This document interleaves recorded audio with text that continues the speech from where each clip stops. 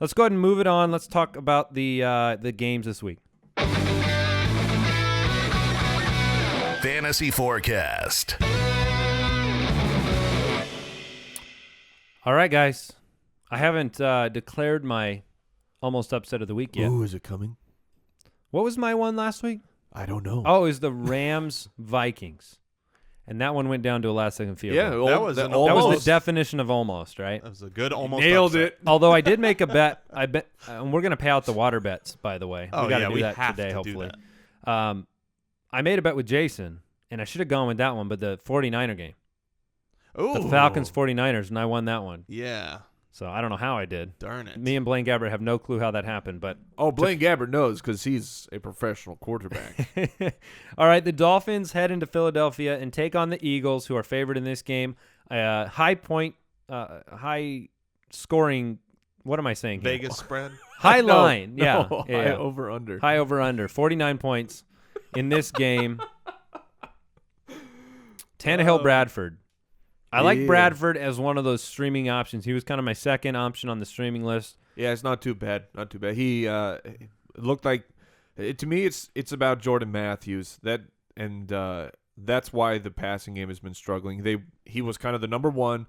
There's really no other number one on the team. It had to be Mathews, and just with all those drops and the mental mistakes, it's been horrific for Mathews. And last week, with making tough catches, I think that could give him the confidence to help him out in the stretch run. So I like Mathews in this game, which so facto means that Bradford is okay.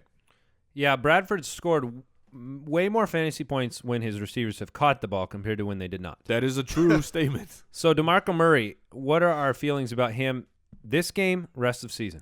He's an RB1, and I think that's in both. I think that's in this game and rest of season. His usage is great.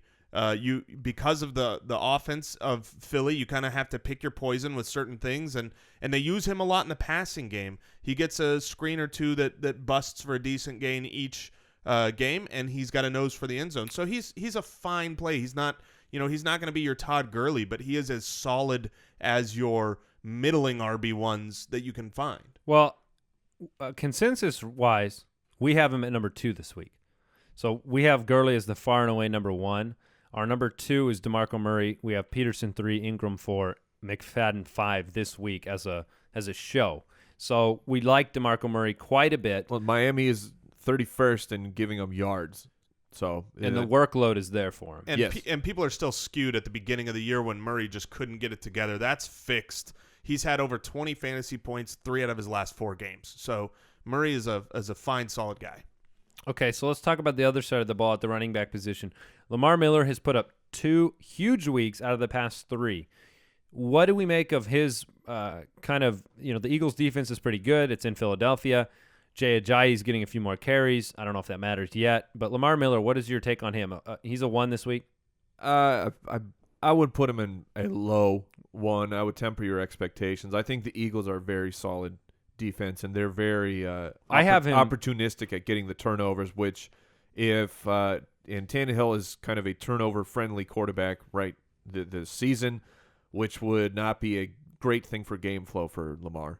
Yeah, I have him at 17 this week. You guys both have him at 8, so he comes in at 11 on our consensus rankings. That is just behind guys like LeGarrette Blount and Jonathan Stewart, just ahead of Charkandrick West and Chris Ivory from last night, who had a okay game. One of the things that's helped Lamar Miller a lot, so obviously his usage has changed dramatically with the coaching change, and he's been good with that. But the nice thing is that he is game flow proof at this point. He caught 7 balls for almost 100 yards last year just in the air. Last week. Last week. 5 the week before. So he is fully involved in the passing game. He's been fully used in the running game. So that's where we've got him 8. I agree. Even seeing yours at 17, this is a tough matchup. This is a matchup that could prove that Lamar Miller hits his floor. But I think his floor is really high because he's going to get usage and he's going to catch the ball. So he's a safe play to me, but I don't expect a great big blow-up week the way that we've seen 2 out of his last 3. Okay, let's go ahead and talk about wide receivers here.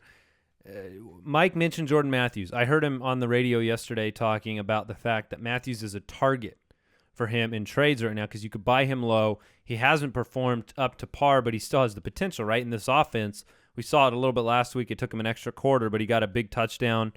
What are your feelings on him?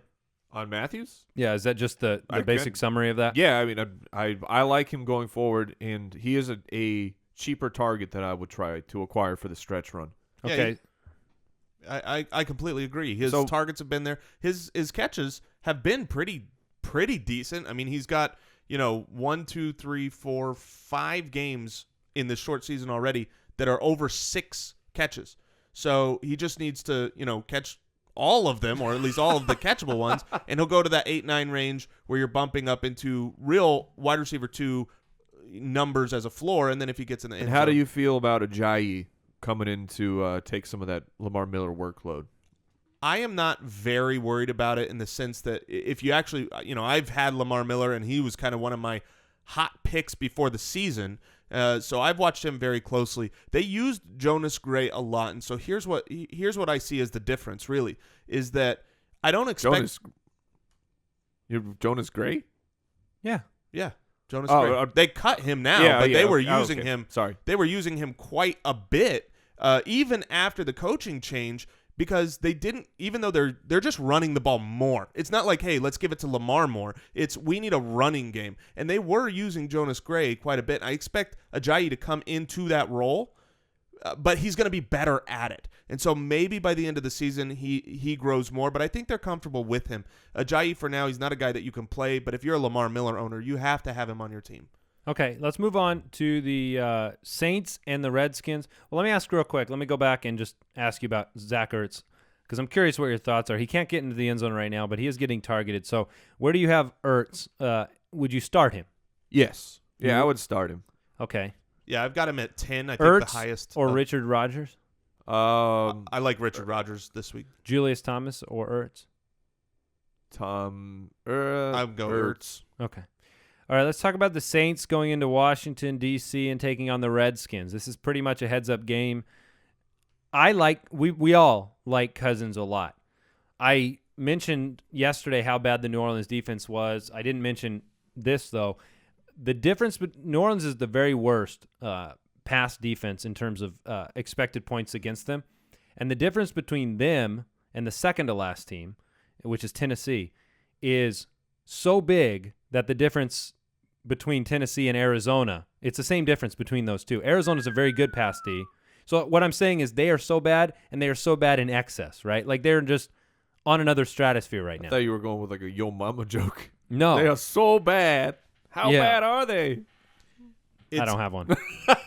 That stat and just the truth of how bad they've been has really made Jordan Reed a struggle for me in a lot of questions because this is a week where a lot of teams who have Jordan Reed have another good option. You've got Tyler Eifert. Maybe you've got Gronk or Greg Olsen. And so Jordan Reed isn't your starting tight end, and you are now putting Jordan Reed against other decent wide receiver options. And in a game like this, against that porous defense where you've got a guy catching a lot of balls, he is an actual legitimate flex play, even though he's a tight end. I agree. Jordan Reed is the number one target. Over the last 2 weeks since he's been back, he is the number one target for Kirk Cousins. And do you see that changing a little bit, though, when you have Deshaun Jackson lining up across Garcon and you have more – I mean, they said they needed to get Djax more involved. That was one of the things they said this week. Garcon's already – he's got a baseline of 4 to 6 catches every game, even though he hasn't been doing a ton with them. Don't you think that is going to come out of the Jordan Reed, quota? No. I think that Djax will get a couple deep targets, but Jordan Reed he kind of does everything for that team, and he really makes the passing game go for Kirk Cousins. And with the amount of points that the Saints can put up, I think there's going to be just a high volume of throwing overall for both quarterbacks. It's interesting because the first game with Deshaun Jackson back, he only had 3 catches last week. Reed did. So it's something I want to monitor. I'm not going to extrapolate one game, but he only had 3 catches compared to 11 the game before. That's exactly why I say I'm having a hard time deciding between him and some other guys because I could see him. Well, let me just ask this. Flex, Jordan Reed or Deshaun Jackson? Jordan Reed. I would go Jordan Reed. Okay. However, I think if you're going boom, Deshaun Jackson has a very high upside. That's all in he this can do. matchup. When he does well, he booms. All right, Willie Snead, we talked about him. His injury, he may or may not play. We don't know yet. So if he is out, does that put Colston into the wide receiver 3 category? Would you start Colston? Breeze has been cruising. If Snead is out, maybe. Yeah. What do you think, Jason? It puts him in flex consideration. Yeah, I mean, Colston has had a couple good games this year where he's actually looked a little bit younger. He's not great, but if Snead is out, Drew Brees has caught fire. If Snead is out, though, the guy that it bumps up the most to me is Benjamin Watson. I already like him a lot, but the way that they've been moving him around and not just having him on the line, especially over the last 3 games, has just shown that he is more of a pass-catching target. If Snead's out, more will go his way. The Saints are 25th against the run. The Redskins are 29th against the run. This is a game that both teams should see some relative success on the ground. If you had to start a running back from Washington and hope and pray, who is it? It's Matt Jones. Matt Jones. And what's going on with C.J. Spiller? Everyone rushed to the waiver wire after a good game. Who Then knows, he got man? basically nothing. He says he's confused. Is he a handcuff for Ingram owners? Is that it? Is he even a handcuff for Ingram owners? Yeah, the issue has been pass protection. That's what Sean Payton said, right? That's why they want Ingram on the field, and that's a huge issue. But I mean, this is a guy. There's got to be like, I don't know what Sean Payton's wife and C.J. Spiller are up to. No, I'm just saying. Come on. I'm just saying. It's like, why is he not? Why is he not getting used? There has to be something behind the scenes. Slanderous. Can we leave him on an island with this one? I let the panic button play all the way out on that one. Interesting perspective from Jason. That's a scalding take. I'm going to just go with the pass protection reason. All right, I'm going to stick with that one for now, and I'm going to move on to the Vikings against the Raiders. I want to see Murray play in this game. I want to see the Raiders succeed in this game. This is a very winnable game to me, where they've played well enough. Okay, the Raiders are 8th against the run this season. They haven't been good against the pass, but it's not like the Vikings are lighting it up on offense, okay? This is the Adrian Peterson and hopefully Bridgewater can do something competent season. I mean, he has something like 6 touchdowns on the year. He's down at the bottom of the league, and he's coming off this concussion. I think that this is... Whoa. I can't do that, actually, because the Raiders are favored. So the Raiders it's are not favored. an The upset. Vikings are 6-2, but the Raiders are favored, so I cannot make them my upset. This is the almost home team victory of the week. It is the favored team wins the game. Yeah, I think the Raiders win this Bold. Bold. So- That's a bold move, Cotton. game. Are you starting Derek Carr? Oh, yeah. I am, Yeah. but I do temper my expectations a little bit here. Vikings are very good defense. Yeah, and I think one of the things we need to realize from a fantasy perspective, right? So you've got very good defenses that are hard to throw on, and you've seen Derek Carr throw on them. But the difference between their defense and the Vikings defense is actually the Vikings offense. The Vikings have low-scoring games every game, and it's not just because of their defense. It's because they've got Adrian Peterson. They've got a very slow, methodical offense that winds games down quickly and keeps teams on the field, and the points go fewer. And so in those type of matchups, the over-under is 44, and I would definitely take the under on this game just because it's the Vikings and what they've been doing this year. That style is a style that I think could hurt fantasy production in this game. And to examine the numbers of the Vikings, here is who they have played. The Rams, Chicago, Detroit twice, and Kansas City. They did play the Broncos. The Broncos had some success, but I mean these are not teams that were lighting it up in the passing game.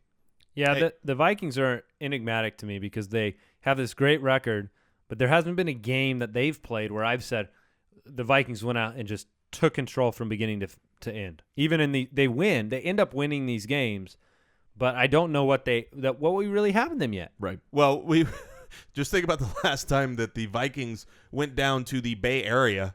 I believe that was on week 1, yeah. and Carlos Hyde tore through them like aluminum foil. for seven and made everybody think Carlos Hyde was going to be incredible. Yeah, and that the Vikings had a bad run D. So it's probably somewhere in between on this trip to the Bay. You're right. So we like Stefon Diggs. Yeah, we're going to start Cooper and Crabtree. Yep. Is there anybody else you want to start from this game? No. Okay. Want to start Murray. The only other thing I would say is Marcel Reese would be the guy that I would expect to benefit if Murray is out. Okay. Then and let's say you are desperate for a streamer. It's hard, but Bridgewater, I mean, the matchup is delightful with the Raiders giving up the most yards in the league. So he's a possibility if there's really nothing else. He's a 3-quarterback league streamer. Sure. He's at the bottom of the barrel for me. I don't know if I'm trying to think of somebody else that I'd rather. Nick Foles. Yeah, when I see that, they're at home at least. When I see that passing, I'd rather start Foles probably. That passing defense. What? Yeah, against the Bears at home. Yeah, I'll take Foles over Bridgewater. Let's do it. Oh yeah. Did we just make a Bridgewater? Water bet. There's no winner in this bet. There are certain players when you make when you mention their names, like, and you have you just have to bet it because it's too entertaining. So I just bet with. You just took Nick Foles on the side of a water bet. Amazing. Yeah, here's hoping he gets some dump passes to Todd Gurley. Yeah, well that is amazing. Yeah, that's fine. For me, I'm not on either of those. Fine. I'm not on either of those bandwagons, but hopefully it comes out good. Chiefs for one Broncos. We are going to talk Chiefs Broncos, but you guys are going to bear with me because I need to see something real quick. I just want to know on the season from an average perspective, who's actually winning that battle? Oh, Bridgewater versus Foles? Yeah. Bridgewater is averaging in our league 16. They're back to back. 29 and 30 in our league. I was going to say back to back on the bottom. Yeah. Yeah, it's we call that butt to butt. it's not good, and neither should be played.